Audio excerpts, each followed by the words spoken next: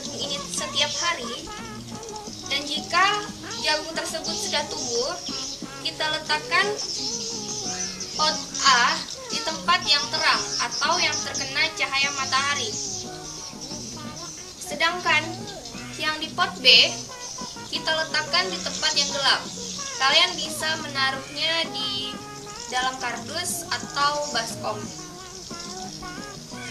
Kemudian amati perubahannya setiap hari.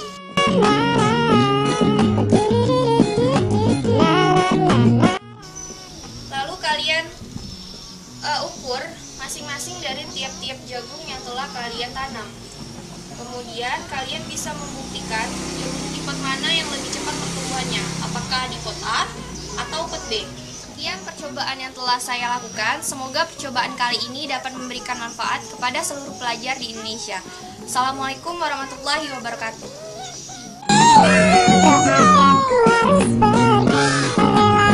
Nah, percobaan yang telah kami lakukan pada hari ini bertujuan untuk membuktikan adanya interaksi antara komponen dan ekosistem. Sebelum melakukan eksperimen, terlebih dahulu kami menentukan perumusan masalah dan hipotesis. Perumusan masalah yang pertama adalah apa yang terjadi jika biji jagung ditanam di tempat yang terang dan gelap. Kedua, mengapa tanaman di tempat gelap warna daunnya lebih pucat dan terlihat layu dibandingkan dengan tanaman di tempat terang. Yang ketiga, bagaimana cara agar biji jagung bisa tumbuh dengan kualitas yang baik.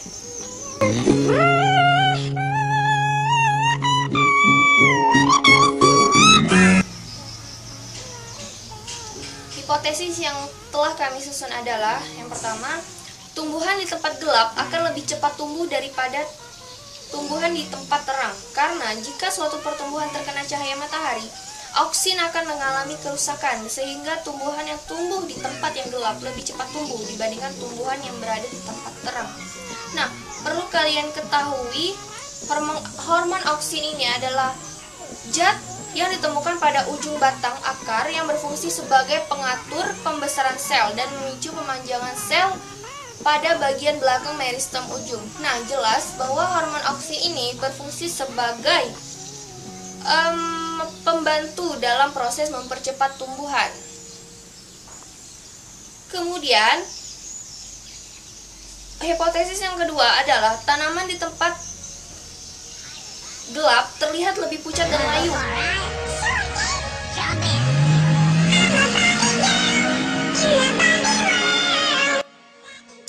Untuk mendapatkan kualitas tanaman jagung yang baik, pertama-tama biji jagung harus direndam terlebih dahulu selama beberapa jam.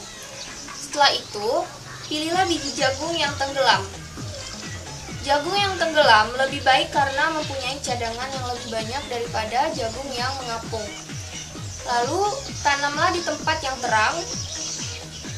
Nah, walaupun pertumbuhannya lambat, tapi kualitas dari tanaman tersebut lebih unggul. Kemudian, siramlah setiap hari dengan air yang secukupnya.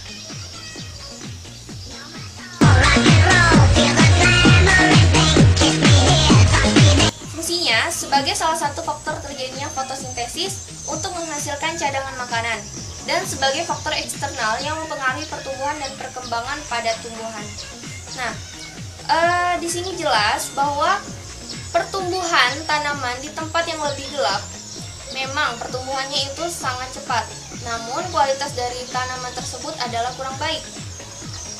Nah, berarti cahaya matahari ini sangat penting bagi tumbuhan tersebut, yaitu meningkatkan kualitas dari tanaman yang telah kita tanam.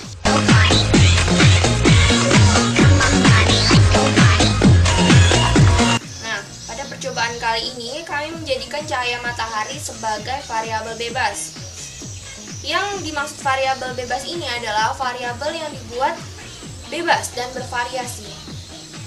Yang kedua yaitu variabel terikat. Kami menempatkan variabel terikat pada tinggi tumbuhan.